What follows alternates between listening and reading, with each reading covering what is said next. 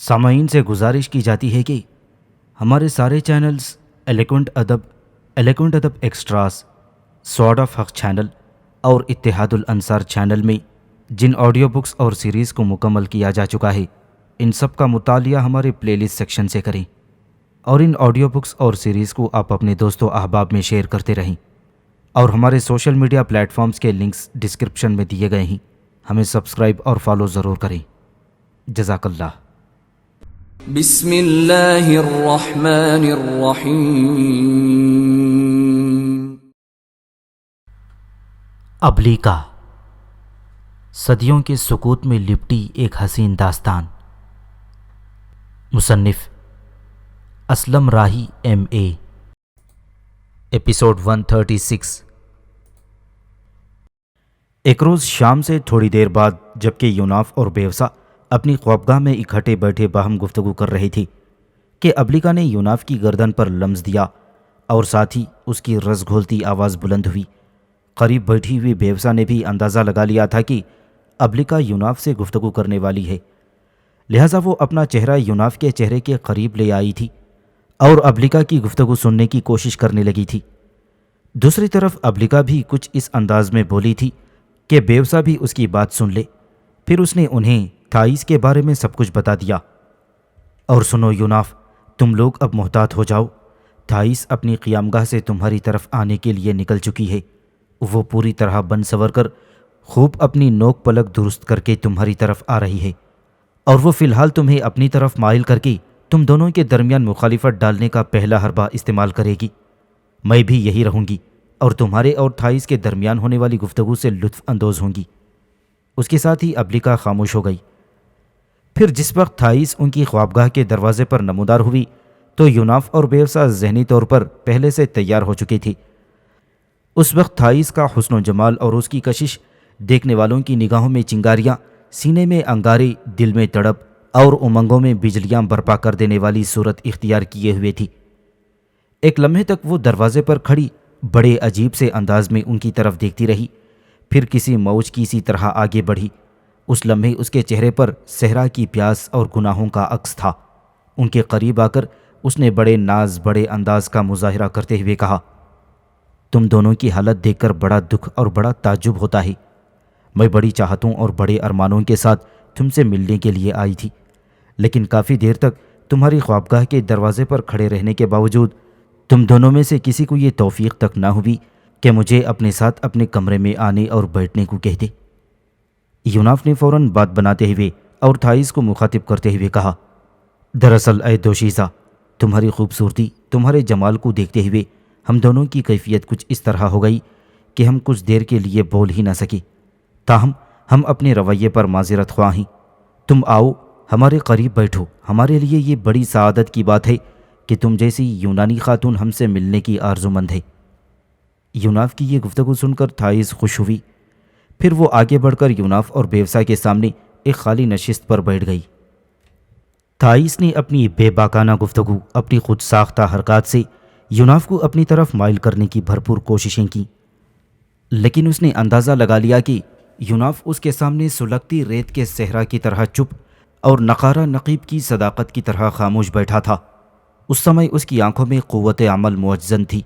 ایسا لگتا تھا کہ وہ قانون فطرت کا کوئی خادم ہو اور ساحلوں کی پاسبانی اور آفاق آشنا رفت کے سوا اس کے پاس کچھ نہ ہو۔ تاہم تھائیس یہ اندازہ لگانے میں کچھ کامیاب رہی تھی کہ اس کے جسم میں بلقان کی وادیوں کی جو کشش اور جو جذب ہے، وہ کچھ اس طرح یوناف کو متاثر نہ کر سکی جس طرح کہ تھائیس امید لگائے بیٹھی تھی۔ اس کے علاوہ تھائیس کو یہ بھی احساس ہو گیا تھا کہ یوناف نے اسے اس کی ذات کی اندھی گپھاؤں سے نکال کر اسے خود شناسی اور خود آگاہی میں ڈال دیا ہے۔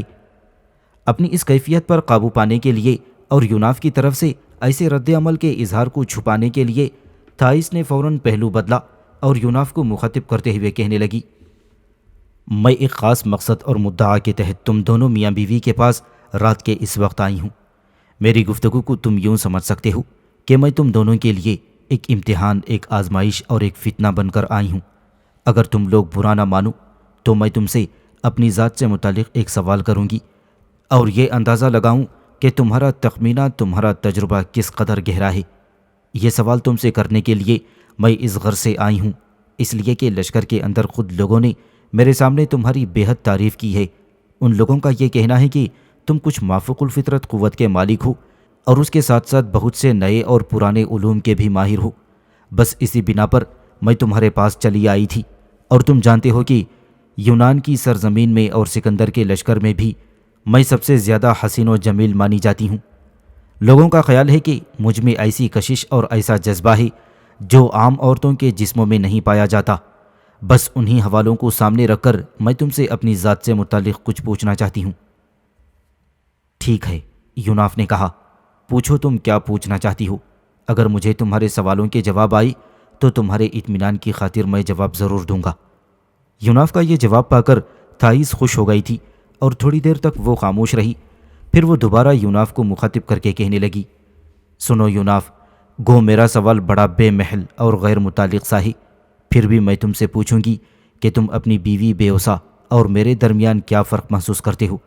اگر تمہارے سامنے مجھے بیوسا کے ساتھ لا کھڑا کیا جائے تو ہم دونوں کا جائزہ لیتے ہوئے تمہارے کیا تاثرات ہوں گے؟ تھائیس کے اس سوال پر بیوسا اپنی جگہ پر چونک سی پڑی اور اس کے چہرے پر ناپسندیدگی کے آثار بھی نمودار ہوئے تھے۔ پھر جلد ہی اس نے خود کو سنبھال لیا اور پھر وہ سوالیہ انداز میں یوناف کی طرف دیکھنے لگی تھی۔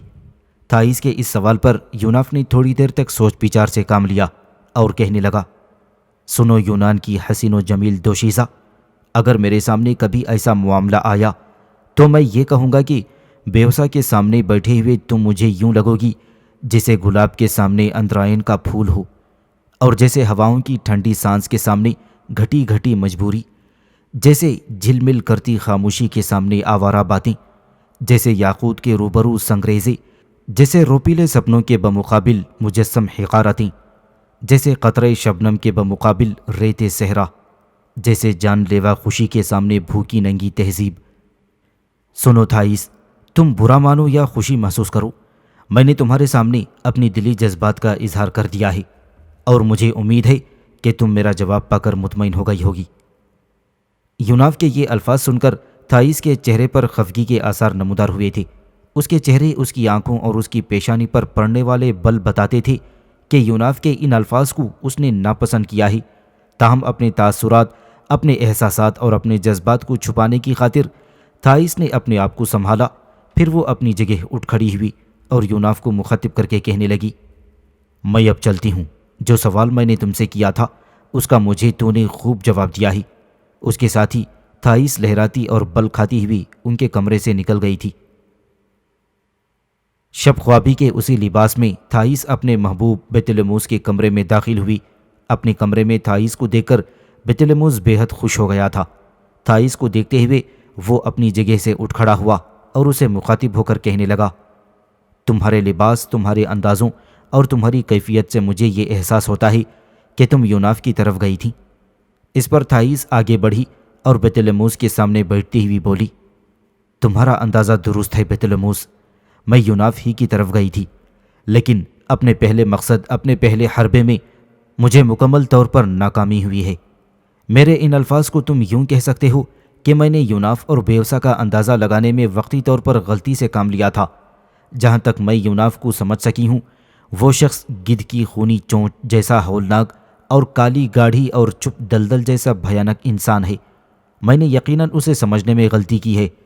بیتلموس، جانتے ہو کیا ہوا؟ اس نے نظر بھر کر میری طرف دیکھا بھی نہیں۔ اس نے مجھے کوئی اہمیت ہی نہ دی۔ اس نے اپنی گفتگو سے میری سوچوں میں زہر، میرے دل میں کدورت، میرے خمیر میں لرزتے شعلے اور شرارے اور میرے ذہن میں مایوسی کا دھواں بھر کر رکھ دیا ہے۔ سنو بیتلموس، میرا پہلا حربہ ناکام ہو چکا ہے، تو میں اس یوناف کے خلاف کئی اور حربے بھی استعمال کر سکتی ہوں۔ اگر میرا کوئی حربہ کامیاب نہ ہوا تو میں آخری حربہ استعمال کروں گی اور ان دونوں میاں بیوی کا خاتمہ کرا کر رکھ دوں گی۔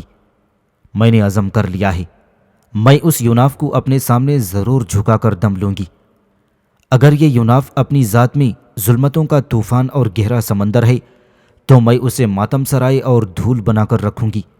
اگر یہ شخص بھیانک جنگل ہے تو میں اس پر بخت سواری بن کر نازل ہوں گی۔ اگر یہ شخص کڑا وقت ہے تو میں وقت کے پورے جبر کے ساتھ اس کے خلاف حرکت میں آتے ہوئے اس پر آزا شکنی طاری کر کے رہوں گی۔ تھائیس کی اس گفتگو پر بطلموس مسکراتے ہوئے بولا، تمہاری گفتگو سے میں بآسانی اندازہ لگا سکتا ہوں کہ یوناف نے تمہاری خوب دل شکنی کی ہے۔ میں نے تمہیں پہلے ہی یہ بتا دیا تھا کہ اپنے فریب، اپنے جال اور اپنے مطلب میں پھنسانا کوئی آسان اور معمولی کام نہیں ہے۔ اس پر تھائیس بولی، تمہارا اندازہ درست ہے، لیکن میں اپنی اس دل شکنی، اپنی اس تذلیل اور توہین کا بدلہ اس یوناف سے ضرور لوں گی۔ گو میرا پہلا حربہ ناکام ہو چکا ہے، لیکن میں مایوس نہیں ہوں۔ میں اس کے خلاف حربے پر حربہ استعمال کروں گی اور ہر حالت میں اسے اس بات پر مجبور اور قائل کرنے کی کوشش کروں گی کہ وہ بیوسا کو فراموش کر کے صرف میری طرف مائل ہو جائے۔ اب ایسا کرنا میری ضد بن گئی ہے، اور تم جانتے ہو کہ میں جب اپنی ضد پر آتی ہوں تو اسے ہر صورت میں پورا کر کے رہتی ہوں۔ یہی کیفیت اب میری یوناف کے خلاف ہوئی ہے۔ اگر میرا ہر حربہ ناکام رہا تو پھر اس کے خلاف میں آخری حربے کے طور پر اپنے چند مسلح جوانوں کو حرکت میں لاؤں گی اور دونوں میاں بیوی کا خاتمہ کرا کر رکھ دوں گی۔ بطلموس نے تھائیس سے ہمدردی کا مظاہرہ کرتے ہوئے کہا، سنو تھائیس، تم چونکہ ایک حساس خاتون ہو، لہٰذا تم نے یوناف کی باتوں سے بے حد گہرا اثر لیا ہے۔ میرا مشورہ ہے کہ فی الحال تم آرام کرو تاکہ تمہارے ذہن کا بوجھ ہلکا ہو اور تم سکون محسوس کر سکو۔ تھائیس نے بطلموس کی اس تجویز سے اتفاق کیا، پھر وہ بطلموس کے کمرے سے نکل کر اپنی خوابگاہ کی طرف چلی گئی تھی۔ پرسیپولیس میں قیام کے دوران سکندر اور اس کے سرداروں اور جرنیلوں نے وہاں کی عبادت گاہوں کا بھی جائزہ لیا تھا۔ انہوں نے اندازہ لگا لیا کہ ایران میں مندر نہیں ہیں، البتہ اونچے مقامات پر بڑے بڑے ستون بنے ہوئے ہیں جن پر آگ جلتی رہتی ہے۔ انہوں نے یہ بھی جائزہ لیا کہ کچھ ستون نما عبادت گاہوں کے اندر ایک دیوتا کا بت رکھا جاتا ہے جسے راہوار کہہ کر پکارا جاتا ہے۔ اس دیوتا کے ساتھ سورج کا قرص اور عقاب کے پر بھی رکھے جاتے ہیں۔ یہ صورتحال دیکھتے ہوئے سکندر کے خیالات مصر اور بابل کی طرف منتقل ہو گئے۔ مصر میں بھی ایسے ہی پر دیکھے گئے تھے جنہیں سورج دیوتا زیوس کا نشان سمجھا جاتا تھا، اور بابل میں بھی یہ پر بھیانک دیوتا مردوک کے کندھوں پر رکھے ہوئے تھے، اور ایسے ہی پر اب اس نے ایران کے دیوتا راہور کے سر پر بھی وابستہ دیکھے۔ راہور کو ایرانی دانش اور عقل مندی کا دیوتا مانتے تھے اور سورج کی قوت بھی اس میں شریک سمجھتے تھے۔ ایک روز سکندر یوناف بیوسا اور اپنے دوسرے سرداروں اور جرنیلوں کے ساتھ ایسی ہی ایک ستونوں والی عبادت گاہ میں پہنچ گیا جہاں پر آگ جل رہی تھی اور بہت سے زرتشتی پجاری وہاں بیٹھے ہوئے تھے۔ سکندر ان میں سے ایک بڑے اور بوڑھے پجاری کے پاس بیٹھ گیا اور اسے مخاطب کر کے پوچھا، تمہاری سرزمین پر میں نے تم لوگوں کے قدیم دیوتا راہوار کو دیکھا ہے، یہ جو اس کے سر پر سورج کا قرص اور عقاب کے پر رکھے جاتے ہیں، کیا تم مجھے اس کی وجہ بتاؤ گے؟ اس پر وہ بوڑھا زرتشتی پجاری سکندر کو مخاطب کرتے ہوئے کہنے لگا، اے بادشاہ، عقاب بہت بڑا پرندہ ہے جو سورج کے قریب رہتا ہے، وہی انسانوں اور آسمان کے درمیان رابطے کی کڑی ہے۔ اس کے علاوہ یہاں کے لوگوں کا یہ عقیدہ بھی ہے کہ سمرغ عقاب کی روح ہے جو انسان کی فلاح کے لیے پہاڑوں کی چوٹیوں سے اترتی ہے۔ یہاں تک کہنے کے بعد وہ بوڑھا زرتشتی پجاری تھوڑی دیر کے لیے رکا اور پھر دوبارہ اپنا سلسلہ کلام جاری رکھتے ہوئے کہنے لگا، اے بادشاہ، ہم زرتشتوں کی یہ رائے بھی ہے کہ انسانوں کی قسمت کا فیصلہ پہلے سے نہیں ہوا کرتا اور اس کا راز تاروں کی گردش سے بھی نہیں معلوم ہو سکتا، جیسا کہ تم یونانیوں کا خیال ہے۔ تم لوگوں کی طرح بابل والوں کا بھی یہ عقیدہ تھا کہ ستاروں کی گردش انسانی زندگی سے وابستہ ہے، لیکن ہم لوگ اسے تسلیم نہیں کرتے۔ زرتشتی کہتے ہیں کہ انسانی روح کو دوام حاصل ہے، یہ اندھیرے سے روشنی کی طرف آنے کے لیے جدوجہد کرتی رہتی ہے، اور جب وہ بشر کے تصرف میں آ جاتی ہے تو اپنی قوت کھو بیٹھتی ہے، خیر کی طرف پیش قدمی کرتی ہے تو اس کی قوت عود کراتی ہے۔ سامیوں کے قدیم دیوتا ایل اور بابل کے قدیم دیوتا بعال کے خلاف زرتشتوں کے دیوتا راہوار کو جنگ سے کوئی تعلق نہیں ہے، اور یہ راہوار جس شر کے خلاف جدوجہد میں اونچا رہتا ہے، اس اعتبار سے راہوار یونانیوں کے سب سے بڑے دیوتا زیوس سے مختلف ہے۔ اے بادشاہ، ایرانیوں اور زرتشتوں میں ایک افسانہ چلا آتا ہے، اور وہ یہ ہے کہ آسمان سے ایک دیوی زمین پر اترتی تھی جس کا نام مترا تھا، اور یہ دیوی ایک رات ایک غار میں پیدا ہوئی تھی جو برج سور اور جوزا کے درمیان واقع تھا۔ یہ اس زمانے کی بات ہے جب رات کے وقت آسمان پر برج سنبلا کا طلوع ہو رہا تھا۔ بس تم یوں سمجھو کہ مترا نام کے اس دیوی کی پیدائش یونان کے دیوتا دیونیسوس سے بالکل ملتی جلتی ہے، اس لیے کہ یونانی بھی اپنے دیوتا دیونیسوس کی پیدائش سے ایسا ہی ایک واقعہ وابستہ کرتے ہیں۔ زمانہ قدیم میں چونکہ یونانیوں اور ایرانیوں کے درمیان ایک رشتہ رہا ہے، لہٰذا ان کے دیوی دیوتاؤں کے حالات بھی آپس میں ملتے جلتے ہیں۔ گو یونانی ہم زرتشتوں کو مجوسی اور جادوگر کہہ کر پکارتے ہیں، اور میں یہاں یہ بتاتا چلوں کہ یونانیوں کے دیوتا ہمارے دیوی دیوتاؤں کے کردار اور کاموں کے لحاظ سے ملتے ہیں، اور یونانیوں نے بہت سے اقوال ہماری قدیم کتاب سے بھی حاصل کیے ہیں۔ یہاں تک کہنے کے بعد جب وہ بوڑھا پجاری خاموش ہوا تو اس کے سامنے بیٹھا ہوا سکندر تھوڑی دیر خاموش رہ کر کچھ سوچتا رہا۔ پھر وہ دوبارہ اس بڑے پجاری کو مخاطب کر کے کہنے لگا، کیا تم مجھے بتا سکو گی کہ یہ ایرانی یا پارسی یا یہ زرتشتی اس سے قبل کہاں آباد تھے؟ سکندر کے اس سوال پر وہ زرتشتی پجاری تھوڑی دیر تک گردن جھکا کر کچھ سوچتا رہا، اور پھر اس نے نگاہ اٹھا کر سکندر کی طرف دیکھا اور کہنے لگا، اے بادشاہ، زرتشتوں اور ایرانیوں کا اصل وطن شمال کے برفانی کوہستانی سلسلوں میں ہے، جسے وہ فردوں گمشدہ کہہ کر پکارتے ہیں۔ پہلے وہ انہی برفانی علاقوں میں رہتے تھے، اور ان کے کردار نے انہیں ان طاقتوں سے قریب تر کر دیا تھا۔ وہاں سے نکلے تو گھوڑے پالنے لگے اور گھوڑوں پر ہی سوار ہو کر ادھر ادھر جاتے تھے، اور یہ گھوڑے انہوں نے جنگل سے پکڑ کر پالنے شروع کیے تھے۔ گھوڑوں کی اس قدیم نسل کا نام انہوں نے نسائی رکھا تھا۔ آہستہ آہستہ یہ ایرانی دھاتوں سے کام لینے لگے، اور جب یہ قدیم ایرانی قبائل اپنی گمشدہ فردوس سے نکلے تو زغد و باختر اور پارتیا کے علاقوں میں سے ہوتے ہوئے اور وہاں کی پیداوار سے فائدہ اٹھاتے ہوئے آگے بڑھتے چلے گئے، یہاں تک کہ ایران کی سرزمین میں آ کر پھیل گئے اور آباد ہو گئے۔ اور ان میں سے ایک قبیلے کا نام پارسا تھا، جس خطے میں وہ آباد ہوئے اس کا نام پارس پڑ گیا۔ وہاں بڑی اچھی گھاس پیدا ہوتی تھی، لہٰذا وہاں وہ اپنے گھوڑے پالنے لگے۔ اسی پارسی قبیلے کی قیادت کا منصب ہنما منشی قبیلے کو حاصل ہو گیا، اور اس ہنما منشی قبیلے سے پارس کا عظیم ترین شہنشاہ کوروش بھی تھا، جسے تم یونانی سائرس کہہ کر پکارتے ہو۔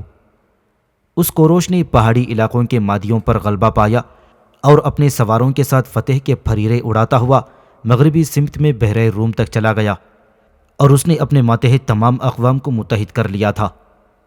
پھر بحر روم کے ساحل پر لیڈیا کے بادشاہ کرزوس نے جو سونا جمع کر رکھا تھا، کوروش نے اس کی پرواہ نہ کی اور اپنے سواروں کے ساتھ لیڈیا کو پامال کرتے ہوئے اس کی ہر چیز پر قبضہ کر لیا۔ اے مقدونیہ کے بادشاہ، کوروش اکثر یونانی شہریوں کے طور طریقوں کی ہنسی اڑایا کرتا تھا، اور وہ کہا کرتا تھا کہ یہ سب لوگ ایک جگہ جمع ہو جاتے ہیں جس کا نام انہوں نے منڈی رکھ چھوڑا ہے، اور وہ وہاں سے خوراک لیتے ہیں۔ ان کا کام یہ ہے کہ وہ بچت کریں گے اور جو کھاتے ہیں ان کی قیمت دیں گے۔ کوروش کا مقبرہ پہاڑیوں کے اندر درختوں کے نیچے ایک چھوٹی سی ندی پر ہے، اور یہ بڑے بڑے پتھروں سے تعمیر ہوا تھا۔ سورج کی حدت میں جلتے رہنے اور کئی سال بیت جانے سے اس کی رنگت پہلے کی نسبت اب تبدیل ہو چکی ہے۔ بوڑھے زرتشتی پجاری کی باتیں سن کر سکندر کے دل میں کوروش کے لیے احترام پیدا ہو گیا تھا، چنانچہ وہ کوروش کی قبر دیکھنے کے لیے گیا۔ یہ قبر ایک چبوترے پر واقع تھی۔ سکندر اس چبوترے پر چڑھ کر سب سے اونچے درجے پر بیٹھ گیا۔ اب تابوت والا کمرہ بالکل اس سے ملحق تھا، اس کی چھت مخروطی تھی۔ وہاں بیٹھ کر وہ قبر کے اطراف میں بنی ہوئی ڈھلان دیکھنے لگا۔ قبر کے ارد گرد اور اطراف میں اس نے بڑے بڑے زینوں والی چند تباہال عمارتیں بھی دیکھیں۔ جب اس نے ان تباہال کھنڈرات کے متعلق سوال کیا تو مقامی لوگوں نے اسے بتایا کہ یہاں کبھی ایک بہت بڑا شہر آباد ہوا کرتا تھا جس کا نام پارسا گر تھا۔ اب یہ شہر صفحہ ہستی سے نیست و نابود ہو چکا ہے۔ سکندر نے تباہال پارسا گرد میں گھوم پھر کر دیکھا۔ اس نے جائزہ لیا جس جگہ کبھی کوروش کا ایوان ہوا کرتا تھا وہ جگہ تو کوہستانی سلسلوں کے پہلو میں تھی، لیکن اب ہموار کر دی گئی تھی۔ وہاں کھیتوں کا منظر بڑا خوبصورت تھا، اور سکندر کو وہ جگہ گھوڑوں کی پرورش کے لیے بے حد پسند آئی۔ چند زرتشتوں کے علاوہ جو کوروش کی قبر کے پاس مجاوروں کے طور پر بیٹھے رہتے تھے، وہاں سکندر کو کوئی اور شخص دکھائی نہ دیا۔ اس نے یہ بھی دیکھا کہ وہاں چرواہے ضرور آتے تھے، اور ان کے ریوڑوں اور گلوں کے بیچ میں کوروش کا سفید رنگ کا مقبرہ بڑا خوبصورت دکھائی دیتا تھا۔ پھر سکندر نے وہاں قیام کرنے والے زرتشتوں کو حکم دیا کہ وہ کوروش کے مقبرے کی حفاظت کریں تاکہ کوئی اس کی بے حرمتی نہ کرے۔ اس کے بعد سکندر پھر پارساگرد کے کھنڈر نما شہر سے پرسی پولیس کی طرف روانہ ہو گیا۔ پرسی پولیس واپس جاتے ہوئے جہاں سڑک ایک موڑ کھاتی تھی، وہاں سکندر نے دوسرے ایرانی شہنشاہوں کے مقبرے بھی دیکھے جو چٹانیں کاٹ کر بنائے گئے تھے۔ ان مقبروں میں زیادہ اہم دارا اول اور خشیاشر کے مقبرے تھے، جسے یونانی زرکسیس کہہ کر پکارتے تھے۔ ان سب مقبروں کے دروازے پر عقاب کے پروں اور خرس خورشید کی تصویریں بنی ہوئی تھیں، لیکن ان مقبروں کے پاس کوئی شہر آباد نہ تھا، تاہم ان کے پاس آگ جل رہی تھی۔ تھائیس یوناف اور بیوسا سے انتقام ضرور لینا چاہتی تھی، لیکن بدقسمتی سے پرسی پولیس میں قیام کے دوران اسے ایسا موقع نہ ملا تھا۔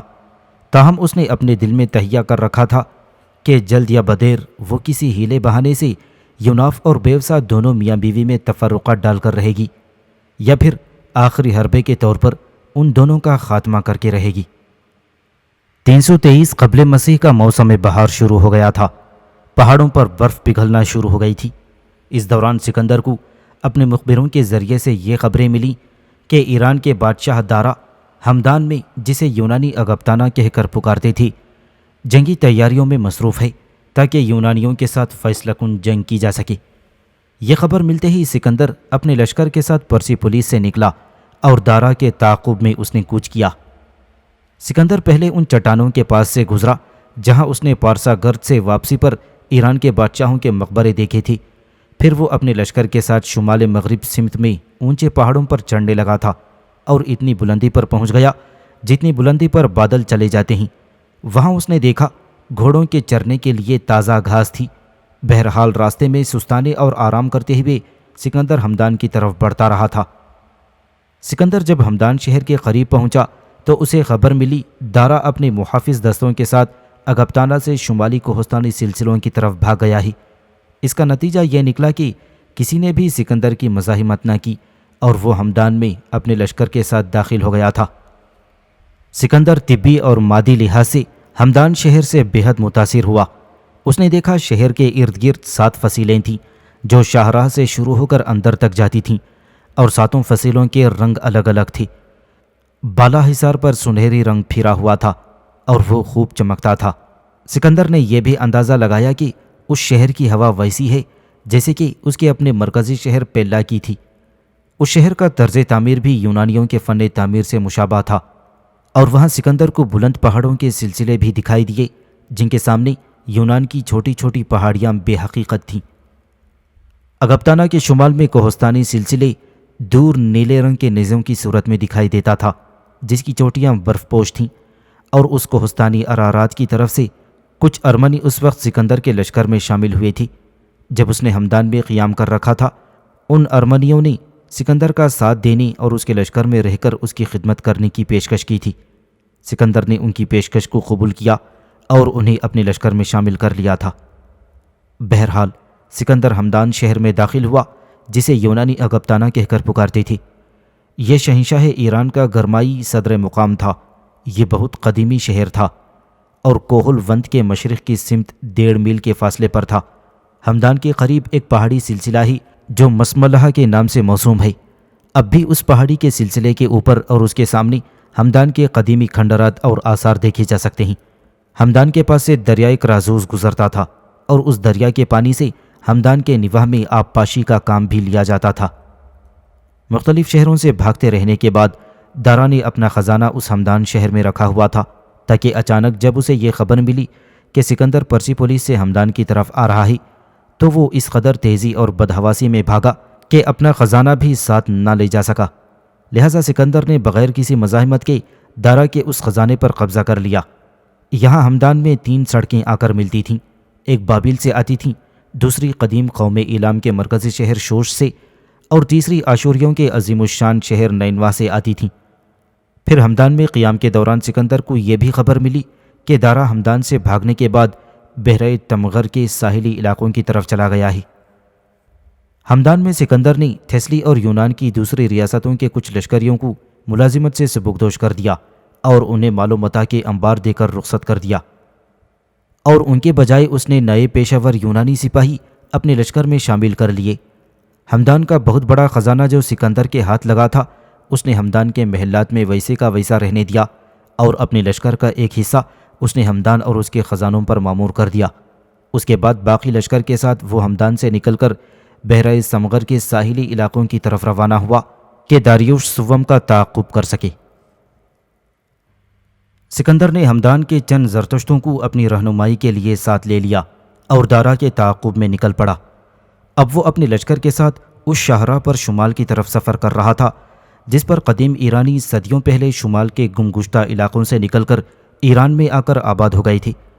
تیزی سے شمال کی طرف پیش قدمی کرتے ہوئے سکندر اپنے لشکر کے ساتھ کوہستان ارزق میں داخل ہو گیا اور وہاں باب قزوین کے پاس ایک چھوٹے سے شہر میں اس نے قیام کر لیا۔ یہاں قیام کے دوران سکندر کو خبر ملی کہ دارا کئی روز پیشتر وہاں قیام کرنے کے بعد آگے بڑھ چکا ہے۔ کچھ دیر وہاں قیام کرنے اور سستانے کے بعد سکندر نے پھر پیش قدمی شروع کی۔ ہمدان سے نکلنے کے بعد سکندر نے اپنے حریف کے تعاقب میں 11 دن کی مسافت طے کرتے ہوئے رے شہر پہنچنے میں کامیاب ہو گیا اور اس شہر کے کھنڈرات تہران کے جنوب میں کچھ فاصلے پر اب بھی دیکھے جا سکتے ہیں۔ 12ویں دن سکندر کا گزر بحر خزر کے دور دراز علاقوں سے ہوا۔ اب سکندر کو جو خبریں ملیں ان کے مطابق اسے دارا کے ہاتھ آنے کی کوئی امید نہ تھی، لہٰذا ایک طرح سے ناکامی کا منہ دیکھتے ہوئے سکندر بحر خزر کے علاقوں سے پھر رے شہر میں واپس آیا اور وہاں اس نے قیام کر لیا تھا۔ رے شہر میں 5 دن قیام کرنے کے بعد اس نے پھر کوچ کیا اور تہران سے مشہد جانے والی سڑک پر روانہ ہو گیا۔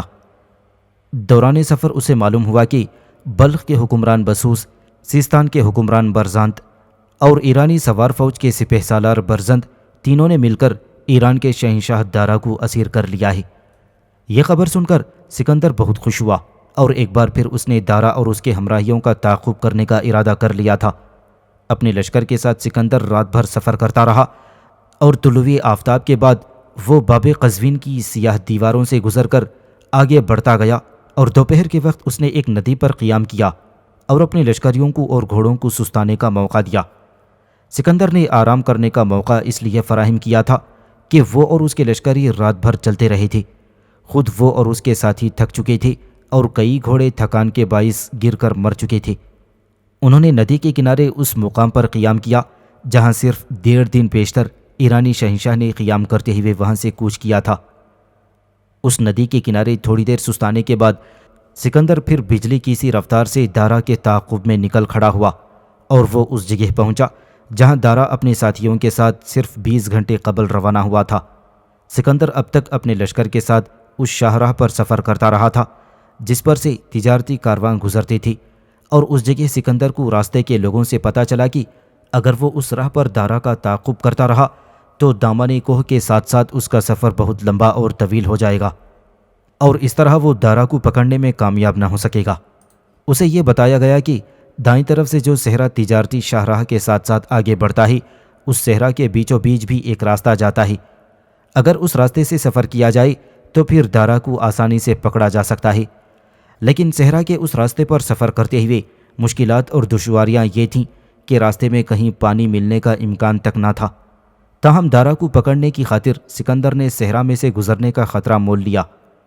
بس وہ بڑی تیزی سے شاہراہ کے دائیں طرف پڑنے والے صحرا سے ہوتا ہوا آگے ہی آگے بڑھتا چلا جا رہا تھا۔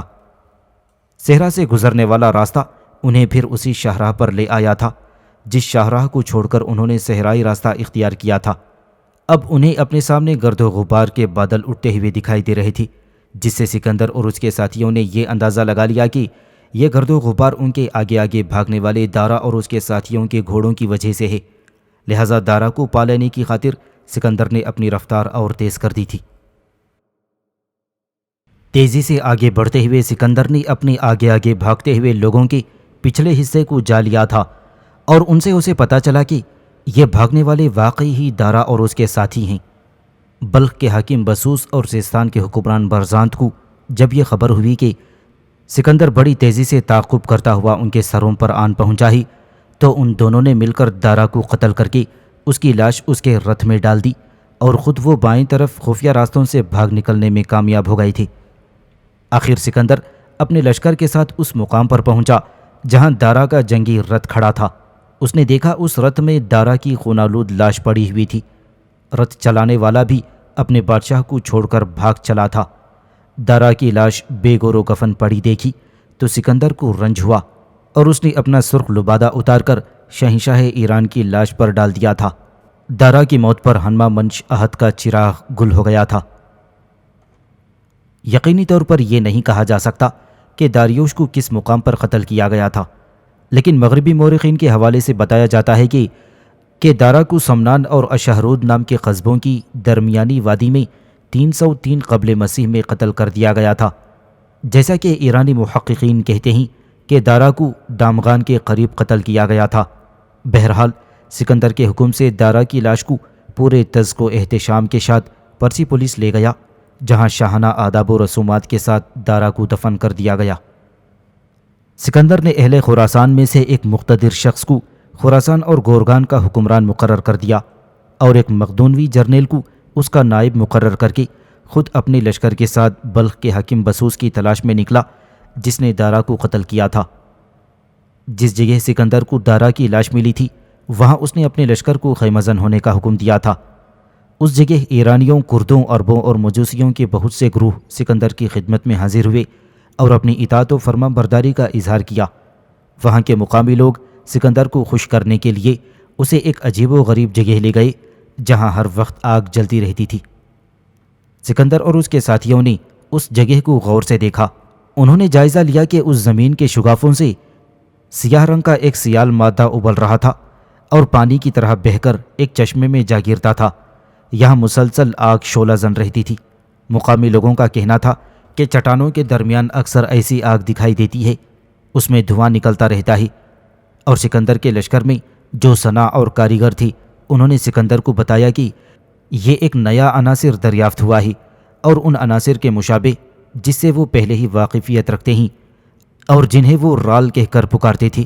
سکندر اور اس کے ساتھیوں نے یہ بھی دیکھا کہ اگر جلتی ہوئی مشل بہنے والے اس لاوے کے قریب لائی جائے تو اس میں فوراً ہی اشتعال پیدا ہو جاتا ہے، اور بھاپ اور سیال کے اس آتش گیر مرکب سے اہل مقدونیہ نے جو تجربات کیے ہیں وہ پیٹرول کے امتحان کا دنیا میں سب سے پہلا ایک ریکارڈ تھا۔ وہاں کے مقامی لوگوں نے سکندر اور اس کے ساتھیوں کو اس مادے کی قوت کا تماشا دکھانے کے لیے یہ ترکیب پیش کی کہ سکندر کی قیامگاہ کے ایک طرف کھلے میدان میں انہوں نے یہ سیال مادہ چھڑک دیا۔ جب رات ہوئی اور جہاں انہوں نے مادہ چھڑکا تھا اس جگہ انہوں نے ایک جلتی ہوئی مشل پھینک دی، اور مشل کا پھینکا جانا تھا کہ اس میدان میں چاروں طرف اس مادے کی وجہ سے آگ بھڑک اٹھی اور ایسا لگتا تھا جیسے وہ پوری وادی آتش زار بن گئی ہو۔ جب رات ہوئی تو بہت سے مقامی لوگ سکندر کے پڑاؤ کے پاس آ کر بیٹھ گئے۔ سکندر اور اس کے ساتھی بھی ان کے درمیان مل جل کر بیٹھ گئے۔ پھر مقامی لوگوں کو مخاطب کرتے ہوئے سکندر نے کہا کہ اس سے پیشتر ایران کے بادشاہ تم پر کیسے اور کس طرح حکمرانی کیا کرتے تھے؟ جواب میں مقامی لوگوں میں سے ایک جو عمر میں کافی بڑا تھا سکندر کو مخاطب کر کے کہنے لگا، اے یونان کے عظیم بادشاہ، ایرانی حکمرانوں کا طرز حکومت دوسری اقوام سے کافی مختلف تھا۔ مثلاً بابلیوں نے ایک شہری ریاست قائم کی، یہ بہت عظیم الشان تھی، لیکن دراصل ایک شہر تمام شہروں پر حکومت کرتا تھا۔ اس طرح آشوریوں نے مختلف قوموں کو فتح کر لیا اور سب کو آشوری سلطنت کی رعایا بنا لیا، لیکن ان سب کے برعکس ایرانی شہنشاہوں نے دوسری قوموں پر حکمرانی کا انتظام ضرور کیا، تاہم ان قوموں کی اپنی حیثیت سے محفوظ رکھا، گویا انہوں نے اجزاء کو محفوظ رکھتے ہوئے ایک پل تیار کیا تھا۔ ایران کے ہر حصے کا ایک گورنر مقرر ہوتا تھا۔ نہروں کے ذریعے دریاؤں کو سمندر کے ساتھ ملایا گیا، شہروں کو سمندروں سے قریب تر لانے کے لیے سڑکیں تعمیر کی گئیں، اور انہی سڑکوں پر سے تارس کی کانوں سے چاندی لائی گئی تاکہ پرسی پولیس کے محلات کی چھتوں میں استعمال کی جائے۔ انہی سڑکوں کے ذریعے سے عرب سے خوشبوئیں آتی تھیں تاکہ پرسی پولیس کے ایوانوں اور گھروں کو ان خوشبوؤں سے معطر کیا جا سکے۔ رے بادشاہ ایران کے پہلے اور بعد کے حکمرانوں کے طرز حکومت میں کافی فرق آ گیا تھا۔ شروع کے حکمران جن میں کوروش خود بھی شامل ہے، حکمرانی کے فرائض انجام دینے کے لیے ضرورت کے مطابق شہر با شہر جاتے تھے، اور جب حکومت کا دائرہ بہت پھیل گیا تو جگہ جگہ دورے کا طریقہ چھوڑ دیا، اور ان کے پاس بہت دولت جمع ہو گئی تھی، اور وہ اپنی حفاظت کے لیے اس محافظ فوج پر انحصار کرنے لگے جس کا نام انہوں نے غیر فانی رکھا ہوا تھا۔ ضرورت پڑتی تو عمرہ سے روپیے وصول کر لیتے۔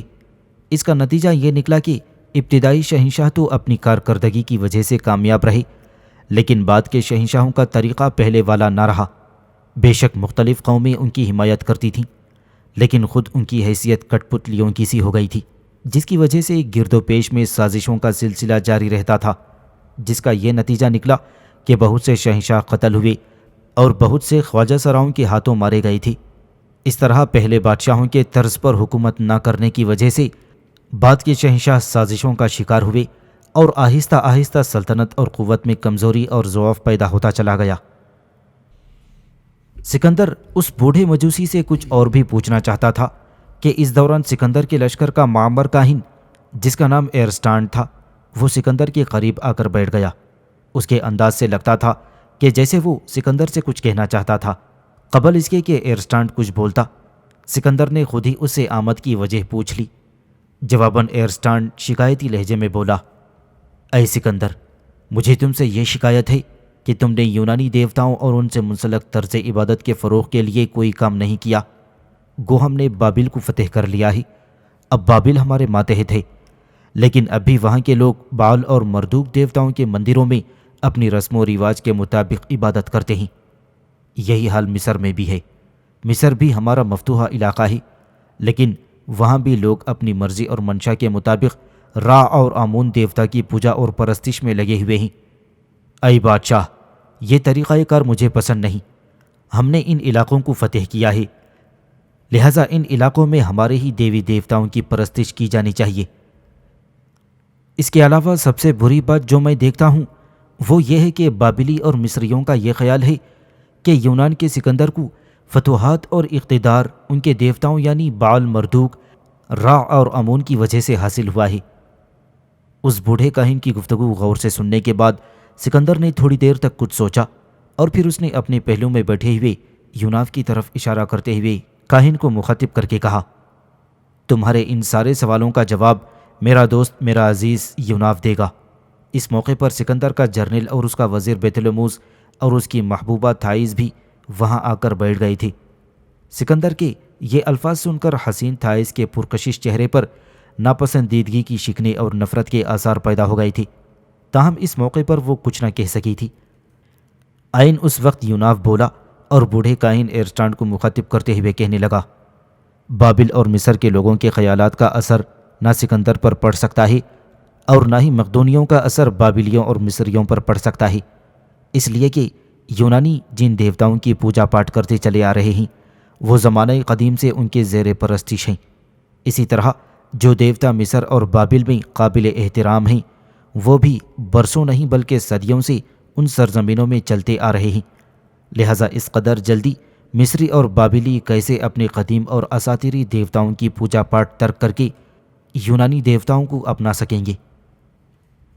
جواب میں ایرسٹان بڑی خفگی کا اظہار کرتے ہوئے کہنے لگا، لوگ جو خیالات قائم کر لیتے ہیں ان کی خاصی اہمیت ہوتی ہے، لہٰذا شروع میں ہی اگر مصریوں اور بابلیوں میں ہمارے دیوتاؤں کو ان کے دیوتاؤں پر فوقیت دی گئی ہوتی تو وقت گزرنے کے ساتھ ساتھ پھر ایسا وقت بھی آتا کہ یہاں کے لوگ اپنے دیوتاؤں کو یونانیوں کے دیوتاؤں پر فوقیت اور ترجیح نہ دیتے۔ اس پر یوناف فوراً کہنے لگا، ایک فطری عمل ہے، ہر کوئی اپنے گروہ، اپنے قبیلے اور اپنی قوم کو دوسرے پر ترجیح دیتا ہے، اور اس فطری عمل کو ختم نہیں کیا جا سکتا۔ کیا یونانیوں کے لیے یہی کافی نہیں کہ مصری اور بابلی ان کا شکریہ ادا کر چکے ہیں، ان کے مطیع اور فرما بردار بن چکے ہیں اور ان کی تعریف کرتے رہتے ہیں؟ اس پر ایرسٹان جل کر بولا، ہم اگر الفاظ کی حد تک جو خیالات عملی جامہ پہن کر سامنے نہیں آتے ان کا کوئی فائدہ نہیں ہے، لہٰذا میں تمہارے جواب سے قطعی ممکن نہیں ہوں۔ ایرسٹان کی یہ گفتگو سن کر سکندر کے چہرے پر غصے اور غضبناکی کے آثار نمودار ہوئے تھے، اور پھر اس نے کسی قدر خفگی اور سختی سے ایرسٹان کو مخاطب کرتے ہوئے کہا، سنو بوڑھے کاہن، میرے دوست یوناف نے تمہارے سوالوں کے معقول جواب دے دیے ہیں۔ میرے خیال میں اب تمہیں مطمئن ہو جانا چاہیے، اب تم جاؤ اور جا کر آرام کرو۔ سکندر کے ان الفاظ پر بوڑھا کاہن اپنی جگہ سے اٹھ کر چلا گیا تھا، اور حسین تھائیس نے سکندر کے ان الفاظ کو بھی ناپسندیدگی کی نگاہ سے دیکھا تھا۔ بوڑھا کاہن اٹھ کر گیا ہی تھا کہ سکندر کے لشکر کا سب سے بڑا صنع، جس کا نام لیسیپس تھا، سکندر کے پاس آ کر بیٹھ گیا۔ شاید وہ بھی کچھ کہنا چاہتا تھا۔ اس ثنا کو سکندر نے پہلے سے ہی نئے سکے ڈھالنے کا حکم دے دیا تھا اور اسے یہ بھی کہا تھا کہ نئے سکوں پر سکندر کے اوپر کے دھڑ کی تصویر لی جائے۔ جب لیسیپس سکندر کے پاس آ کر بیٹھا تو سکندر نے ہلکی ہلکی مسکراہٹ میں اپنے اس ثنا کو مخاطب کرتے ہوئے کہا، کیا تم بھی بوڑھے کاہن ایرسٹانڈ کی طرح کچھ کہنا چاہتے ہو؟ اس پر وہ ثنا مسکرایا اور کہنے لگا، آپ جانتے ہیں کہ آپ نے مجھے نئے سکے ڈھالنے کا حکم دیا تھا اور یہ کہا تھا کہ ان سکوں پر آپ کے اوپر کے دھڑ کی تصویر ہونی چاہیے، لیکن ان سرزمینوں میں مجھے بہت دقت اور مشکلات پیش آ رہی ہیں۔ وہ یہ ہیں کہ ان مشرقی سرزمینوں میں بت سازی کا فن کسی کو نہیں آتا۔ ایرانیوں میں انسان کی تصویر بنانے کی صلاحیت مفقود ہے۔ وہ چٹانوں یا پتھر کی تختیوں پر آرائش یا افسانوی منظر کو کندہ کر لیتے ہیں، لیکن انسانی تصویر نہیں بنا سکتے۔ وہ تزئین و آرائش کے لیے جانوروں کی ایک شکل کے نمونے بار بار دہراتے رہتے ہیں۔ مثلا دوڑتے ہوئے ہرنوں یا عقابوں کی اڑتی ہوئی قطار میں نئے سکے ڈھالنے اور ان پر آپ کی تصویر بنانے کے لیے مجھے بہت دقت پیش آ رہی ہے۔ سکندر نے اپنے اس ثنا کی گفتگو بڑے غور سے سنی اور پھر مسکراتے ہوئے اس سے کہنے لگا، سنو لیسیپس، یہاں کے اہل فن دراصل صنعتگر ہیں۔ وہ عمارتوں کی دیواروں پر تزئین کے لیے اس غرض سے نقش و نگار بناتے ہیں کہ انسانی آنکھیں انہیں دیکھ کر خوش ہوں، اور وہ ایسے سائبان بناتے ہیں جن میں لوگ جمع ہوں اور گرمیوں سے محفوظ رہ سکیں۔ لہٰذا اگر تمہیں نئے سکے ڈھالنے میں یہاں دقت پیش آ رہی ہے تو اس کام کو فی الحال منسوخ کر دو اور ان سرزمینوں میں پہلے سے جو سکے جاری ہیں انہیں ہی چلتا رہنے دو۔ سکندر کا یہ جواب سن کر لیسیپس نام کا وہ ثنا مطمئن ہو کر وہاں سے چلا گیا تھا۔ اس جگہ قیام کے دوران ایک لاغر اور بوڑھا سا زرتشتی پجاری سکندر کی خدمت میں حاضر ہوا تھا اور ایک کتاب اس نے انتہائی عزت و احترام کے ساتھ تحفے میں پیش کی۔ سکندر نے اس کتاب کو الٹ پلٹ کر دیکھا، پھر اس بوڑھے زرتشتی کو مخاطب کرتے ہوئے کہا، یہ کتاب کیسی ہے؟ کیا تم مجھے اس سے متعلق کچھ تفصیل نہ کہو گے؟ یہ اوسط زرتشت کی مقدس کتاب ہے جس میں زندگی بسر کرنے کے طریقے بتائے گئے ہیں، اور اگر کوئی شخص ان طریقوں کو اپنائے تو اپنی زندگی کو خوشگوار بنا سکتا ہے۔ سکندر کو اس پجاری کی باتوں میں دلچسپی سی محسوس ہوئی، چنانچہ اس نے پوچھا، تم نے زرتشت کی یہ کتاب جس کا نام تم نے اوستا بتایا ہے کہاں سے حاصل کی؟ اس کتاب کی حالت بتاتی ہے کہ یہ بہت قدیم اور پرانی ہے، تاہم خوب سنبھال کر رکھی گئی تھی۔ اس پر وہ پجاری بولا، اے بادشاہ، ایران کے حکمرانوں میں گشتاشپ سب سے پہلا بادشاہ تھا جو زرتشت پر ایمان لایا تھا۔ اس گشتاشپ نے زرتشت کے پیغام کو اکٹھا کیا جسے اوستا کا نام دیا گیا۔ اوستا کے 2 نسخے گشتاشپ نے بیلوں کی 1200 کھالوں پر سنہرے حروف میں لکھوائے تھے۔ اے بادشاہ، ایک نسخہ گنج ستائے گان میں رکھا گیا ہے اور دوسرا نسخہ پرسی پولیس کے شاہی محل میں رکھا گیا تھا، لیکن یہ نسخہ اس وقت تباہ و برباد ہو گیا تھا جب آپ نے پرسی پولیس کو فتح کرنے کے بعد شاہی ایوان کو آگ لگا دی تھی۔ جو نسخہ میں نے آپ کو پیش کیا ہے یہ وہی نسخہ ہے جو بڑی احتیاط اور بڑے احترام کے ساتھ گنج شائگان میں رکھا گیا تھا۔ سکندر اس پجاری کی گفتگو سے بہت متاثر ہوا اور پھر پوچھا، کیا تم مجھے بتا سکتے ہو کہ اس کتاب میں کس کس موضوع پر بحث کی گئی ہے؟ پجاری بولا، اس میں مذہب، طب اور نجوم سے متعلق بہت کچھ ملتا ہے جو انسانی زندگی کی رہنمائی کر سکتا ہے۔ پھر سکندر نے پجاری کی طرف سے اوستا کے اس تحفے کو قبول کر لیا۔ پھر اس نے اپنے لشکر میں شامل مختلف زبانوں اور مذاہب کے ماہروں کو حکم دیا کہ اس کتاب کو یونانی ترجمہ کر کے بعد میں اس کے اصل نسخے کو ضائع کر دیا جائے۔ اس کے بعد سکندر نے پھر اس زرتشتی پجاری کو مخاطب کر کے کہا، تم ایسے معاشرے سے متعلق روشنی ڈال سکو گے جو اس کتاب اوستا کی بنیاد پر قائم کیا گیا ہو؟ اس طرح مجھے ایرانیوں کے آداب و رسومات جاننے میں مدد ملے گی۔ اس پر وہ پجاری کہنے لگا، اے بادشاہ، ایرانیوں کے اخلاق و آداب پر بہت کچھ کہا اور لکھا جا سکتا ہے۔ میں اس سے متعلق کچھ یوں گزارش کر سکتا ہوں کہ ایرانی اپنی پیدائش کا دن بڑے احترام سے مناتے ہیں۔ اس روز پر لطف کھانا پکاتے ہیں۔ عمرہ کے ہاں گائے، گھوڑے، اونٹ اور خچر وغیرہ کے کباب بنائے جاتے ہیں۔ غربا بھی اس تقریب کو اپنی حیثیت کے مطابق شان و شوکت سے مناتے ہیں۔ یہ شراب کے بہت متوالے ہیں، اکثر شراب پی کر شور کرتے ہیں۔ یہ لوگ زمین کو پاک سمجھتے ہیں، اس لیے تھوک زمین پر نہیں پھینکتے۔ اپنے مراتب کا انہیں بہت پاس ہے، ملتے ہیں تو ایک دوسرے کو چومتے ہیں، جنہیں بزرگ سمجھتے ہیں ان کے پاؤں بھی چومتے ہیں، ہمسائے سے بہت اچھا سلوک کرتے ہیں، اور یہ لوگ دوسروں کی عادتوں کو بہت جلد اختیار کر لیتے ہیں۔ اے بادشاہ، ایرانیوں کے نزدیک بہترین صفت یہ ہے کہ اولاد زیادہ پیدا کی جائے۔ جو شخص سب سے زیادہ اولاد پیدا کرتا ہے، بادشاہ اسے انعام و اکرام سے نوازا کرتے تھے۔ بچوں کو 5 سال سے 20 سال تک صرف 3 کام سکھائے جاتے ہیں، ایک تیر اندازی، دوسرا سواری اور تیسرا راست بازی۔ شام کے وقت نوجوانوں کا مشغلہ درخت لگانا، گھاس کی جڑیں کاٹنا اور اسلحہ وغیرہ صاف کرنا ہوتا ہے۔ جوان باقاعدہ ورزش کرتے ہیں اور مل مل کر دوڑ لگاتے ہیں۔ جو سب سے آگے نکل جاتا ہے اسے حکومت کی طرف سے انعام و اکرام بھی دیا جاتا ہے۔ ایرانیوں کے نزدیک جس بات کا کرنا ممنوع تھا اسے زبان پر بھی لانا عیب سمجھا جاتا تھا، جھوٹ کو بدترین عیب سمجھا جاتا۔ قرض لینا ایرانیوں کے نزدیک شرمناک فعل ہے، چونکہ اس کی وجہ سے کبھی کبھی جھوٹ بھی بولنا پڑتا تھا۔ اگر کسی ایرانی کو جذام کا مرض لاحق ہو جاتا ہے تو وہ کسی کے ساتھ میل جول نہیں رکھ سکتا، کیونکہ مقامی لوگوں کا خیال ہے کہ یہ مرض ان گناہوں کی سزا ہے کہ جو کوئی بھی آفتاب کی شان میں کرتا ہے۔ کوئی غیر ملکی اس مرض میں مبتلا ہو جاتا تو اسے شہر بدر کر دیا جاتا تھا۔ اس کے علاوہ ایران میں سفید کبوتروں کو بھی عموماً رہنے نہیں دیا جاتا تھا۔ لوگوں کا خیال تھا کہ جذام کا یہ مرض سفید کبوتروں سے پیدا ہوتا ہے، اور پانی ایرانیوں کے نزدیک سرچشمہ حیات ہے، اس لیے ندی کے اندر پیشاب پاخانہ نہیں گرایا جاتا تھا۔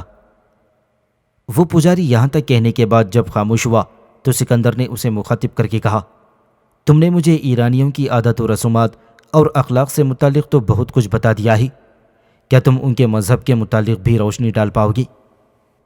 پجاری پھر کہنے لگا، اے بادشاہ، ایرانی وحدانیت پر اعتقاد رکھتے ہیں، آہو فردہ ان کے نزدیک خالق کائنات ہے۔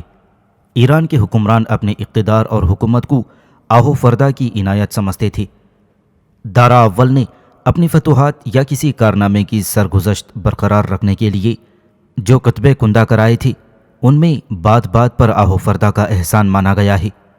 آہو فردہ کا تصور انسانی فہم سے بالا تر ہے، اس لیے وہ اسے معجزہ خداوندی سمجھتے ہیں اور اس کی پرستش کرتے ہیں۔ اس غرض کے لیے اہم مقامات پر آتش کدے بنائے گئے ہیں، جن کے ساتھ سارے اخراجات پورے کرنے کے لیے جاگیریں بھی مختص کی گئی ہیں۔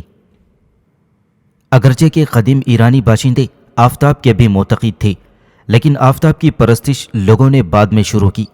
یہ لوگ آفتاب کی قسم کھاتے اور جنگ کے موقع پر آفتاب ہی سے مدد مانگتے تھے۔ اس زمانے میں آگ اور آفتاب کے علاوہ پانی، ہوا اور روشنی کو مقدس سمجھا جانے لگا تھا، یہاں تک کہ انہیں بھی الوہیت کا درجہ دیا گیا اور ان سب کے نام پر جانوروں کی قربانیاں دی جانے لگیں، اور یہ سب قربانیاں کسی مغ کے بغیر ادا نہیں ہو سکتی تھیں۔ یہ مغ آتش پرستوں کے روحانی پیشوا ہوا کرتے تھے، اور ان کی موجودگی ہی میں قربانی دینے کی رسومات ادا کی جاتی تھیں۔ قربانی کے لیے ضروری تھا کہ پاک لباس پہنے جائیں اور کسی پاک اور بلند جگہ پر جہاں کی ہوا پاک صاف ہو قربانیاں دی جائیں۔ زمین ایرانیوں کے نزدیک مقدس ہے اور اسے آلودہ کرنا منع ہے، اس لیے ایرانی اپنے مردوں کو موم میں لپیٹ کر زمین میں دفن کرتے ہیں۔ یہ موم گویا مردے اور زمین کے درمیان حائل رہتی ہے۔ شروع میں ایران میں کسی مجرد ہستی کا مجسمہ بنانا ممنوع تھا۔ اس کے بعد جب مجسموں کی طرف لوگوں نے دھیان دیا تو سب سے پہلا مجسمہ دیوی اناہیدا کا بنایا گیا تھا۔ سکندر نے درمیان میں بولتے ہوئے اس بوڑھے پجاری سے پوچھا، یہ تم نے جو مغ کا ذکر کیا ہے، یہ مغ کیا چیز ہوتے ہیں؟ پجاری مسکراتے ہوئے بولا، قوم مات کا ایک خاص قبیلہ تھا جس سے یہ مغ تعلق رکھتے تھے، جن کے سپرد مذہبی امور ہوتے تھے۔ اس قبیلے کے افراد مغ کہلاتے تھے اور روحانی پیشوا سمجھے جاتے تھے۔ ان کے بغیر کوئی مذہبی رسم ادا نہیں کی جا سکتی، کوئی دوسرا شخص یہ پیشہ اختیار نہیں کر سکتا، اور اگر مغ کوئی اور راستہ اختیار کرنا چاہے تو اس کے لیے انہیں پوری آزادی تھی۔ اس پجاری کی یہ گفتگو سن کر سکندر بے حد متاثر ہوا، اس کا شکریہ ادا کیا اور اسے کچھ انعام دے کر فارغ کر دیا۔ اسی جگہ پڑاؤ کیے ہوئے سکندر نے مقدونیہ میں اپنے استاد ارسطو کو خط لکھا اور اسے التماس کی کہ میرا خط ملتے ہی ایشیا کی طرف چلے آؤ اور دیکھو میں نے کتنے وسیع علاقوں کو فتح کیا ہے۔ اس خط کی روانگی کے چند ہی ہفتوں بعد یونان سے ایک قاصد سکندر کے پاس آیا۔ وہ سکندر کے نام ارسطو کا خط لے کر آیا تھا۔ اس خط میں ارسطو نے خود آنے سے تو معذرت کر دی تھی، لیکن اس نے خط میں لکھا تھا کہ میں اپنی جگہ اپنے بھتیجے کو روانہ کر رہا ہوں جو میری طرح ایک بہترین مفکر اور فلسفی ہے، اور وہ تمہاری کارگزاری کا بغور مشاہدہ کرنے کے بعد تمہاری ساری کارگزاری سے مجھے آگاہ کر سکے گا۔ ارسطو کا خط ملنے کے بعد سکندر بڑی بے چینی سے ارسطو کے بھتیجے کیلیسطینس کا انتظار کرنے لگا تھا۔ آخر ایک روز ارسطو کا بھتیجا کیلیسطینس اس جگہ سکندر سے آن ملا جہاں سکندر گزشتہ کئی ہفتوں سے پڑاؤ کیے ہوئے تھا۔ سکندر نے پرتپاک انداز میں ارسطو کے بھتیجے کا استقبال کیا۔ کیلیسطینس سے ملنے کے بعد اسے پتہ چلا کہ وہ مقدونیہ کی بہترین درسگاہوں کا شاگرد رہ چکا ہے۔ اس کی طبیعت سے یہ بھی اندازہ لگایا گیا کہ وہ رنگ رلیوں سے کوئی دلچسپی نہیں رکھتا تھا، البتہ لطیفہ بازوں سے خوب لطف اندوز ہوتا تھا۔ وہ اپنے ساتھ اپنے چچا ارسطو کی تازہ تصانیف کے نسخے لایا تھا جو مابعد طبیعت سے تعلق رکھتی تھیں۔ اس کے ساتھ ایک غیر پیشہ ور فلسفی بھی یونان سے اس کے ہمراہ آیا ہوا تھا۔ سکندر نے چند روز تک ارسطو کی نئی تصنیف کا مطالعہ کیا اور پھر اس کے بھتیجے کیلیسطینس کی گفتگو سے لطف اندوز ہونے کے لیے ایک روز وہ اپنے سرداروں اور مشیروں کے ساتھ اس کے خیمے میں داخل ہو گیا اور اسے کہا کہ وہ یونان سے ایشیا تک اپنے سفر کی رودات سنائے۔ کیلیسطینس خوش ہوا کہ سکندر خود اپنے سرداروں کے ساتھ اس سے ملنے کے لیے اس کے خیمے میں آیا ہی، لہٰذا اس نے خوشی کے اظہار میں بولتے ہوئے کہا، اے بادشاہ، تمہاری ان فتوحات سے جہاں ایشیا کے اندر ایک انقلاب آیا ہوا ہے، وہاں یونان میں بھی ان فتوحات کے باعث ایک انقلاب برپا ہو چکا ہے، اور وہ اس طرح کہ یونان کے فنکار، سنگ تراش، جوہری، موسیقی اور زبان کے معلم اور ان کے علاوہ دیگر صنع کثیر تعداد میں جہازوں پر بیٹھ کر ایشیا کا رخ کر رہے ہیں، اور وہ ایشیا میں آ کر مختلف مقامات پر اپنی پسند کے مطابق آباد ہونا شروع ہو گئے ہیں۔ وہ یونانی جہازوں میں پرانی شرابیں لے کر مصر کا رخ کر رہے ہیں اور وہ خوب دولت کما رہے ہیں۔ ان فتوحات کی وجہ سے یونان اور اس کے آس پاس کے جزیروں میں غلاموں کی تجارت دگنی ہو گئی ہے۔ کچھ یونانی تاجر دجلہ و فرات کے دو آبا میں آ کر آباد ہو گئے ہیں۔ انہوں نے وہاں اپنے پختہ گھر بنا لیے ہیں۔ بابل کے پاس سے گزرتے ہوئے میں نے بابل کے باب اشتر سے تھوڑے فاصلے پر ایک یونانی تھیٹر بھی تعمیر ہوتے دیکھا اور اسے دیکھ کر مجھے بہت خوشی ہوئی ہے۔ کیلیسطینس جب خاموش ہوا تو سکندر نے کہا، تمہارے خیال میں یونان کی نسبت کیا یہاں سردی زیادہ ہے؟ ہاں، کیلیسطینس نے مسکراتے ہوئے کہا، ایسا ہی معلوم ہوتا ہے، اس لیے کہ مقدونیہ میں ایک سوتی لبادہ کافی سمجھا جاتا ہے، جبکہ یہاں 3 قیمتی پوستینوں کی ضرورت پیش آتی ہے۔ اس کا یہ جواب سن کر سکندر تھوڑی دیر تک خاموش رہا، پھر دوبارہ پوچھنے لگا، یہاں ایشیا میں قیام کے دوران تمہارے خیال میں تمہارا سب سے اولین کام کیا ہوگا؟ اس پر کیلیسطینس تھوڑی دیر تک کچھ سوچتا رہا اور پھر کہنے لگا، میں یونان سے ایشیا کی طرف صرف جلاوطنوں کو واپس لے جانا چاہتا ہوں۔ کیلیسطینس کی یہ گفتگو سن کر سکندر کا چہرہ غصے سے سرخ ہو گیا تھا۔ جلاوطن سے تمہاری کیا مراد ہے؟ میں نے تو تمام لوگوں کو گھر جانے کی اجازت دے دی ہے، یہاں تک کہ ایتھنز کے تنخواہ دار بھی چلے گئے ہیں، پھر اب ایشیا میں کون جلاوطن باقی رہ گیا ہے؟ اس پر وہ بڑی ڈھٹائی سے بولا، اب مقدونیوں کو ایشیا میں جلاوطن کہا جا سکتا ہے اور میں چاہتا ہوں کہ انہیں واپس یونان لے جاؤں۔ سکندر نے ارسطو کے بھتیجے کیلیسطینس کی اس گفتگو کو ناپسند کیا۔ اس کے چہرے پر غصے اور غضبناکی کے آثار اور گہرے ہو گئے تھے۔ تھوڑی دیر تک وہ خاموش رہ کر اپنے غصے کو پیتا اور قابو پاتا رہا۔ اس پر کیلیسطینس کی مزید بدقسمتی یہ تھی کہ اس نے سکندر کو خوش کرنے کے لیے ایک نیا موضوع چھیڑا اور ایتھنز نام کی اس عورت کی تعریف کرنے لگا جو ایک بہادر یونانی خاتون تھی جس نے ایتھنز کی آزادی کے لیے کام کیا تھا۔ اس کی یہ گفتگو سن کر سکندر کا غصہ آپے سے باہر ہو گیا۔ اس نے شراب کا پیالہ جو ہاتھ میں پکڑ رکھا تھا اس زور سے اپنے سامنے فرش پر مارا کہ وہ ریزہ ریزہ ہو کر کمرے میں پھیل گیا۔ پھر اس نے انتہائی غصے میں اپنے استاد ارسطو کے بھتیجے کیلیسطینس کو مخاطب کرتے ہوئے کہا، تم ایک شہری ریاست کو شہری احساسات کی حدود سے باہر نہیں نکال سکتے۔ ایتھنز نے خودکشی کر لی اور اپنے آپ کو طوائف بنا لیا تھا۔ وہ معمولی زیور سے آراستہ ہو کر ہر آنے والے کی رفاقت پر آمادہ ہوتی رہتی تھی۔ اس کی سلطنت اتنی ہی پھیل سکی تھی جتنی کہ انسانوں کی خواہش پھیل سکتی ہے۔ طوائف کو حفاظت کی ضرورت ہوتی ہے، جبکہ مرد اپنی حفاظت کرنے کے ساتھ ساتھ اوروں کی حفاظت کا فرض بھی ادا کرتا ہے۔ لہٰذا تم کس طرح ایتھنز جیسی طوائف میں خیر و خوبی پیدا کر سکتے ہو؟ اس گفتگو کے بعد سکندر اس کے خیمے سے اٹھ کر چلا گیا۔ اس کے بعد وہ کیلنسٹین سے بہت کم گفتگو کرتا تھا۔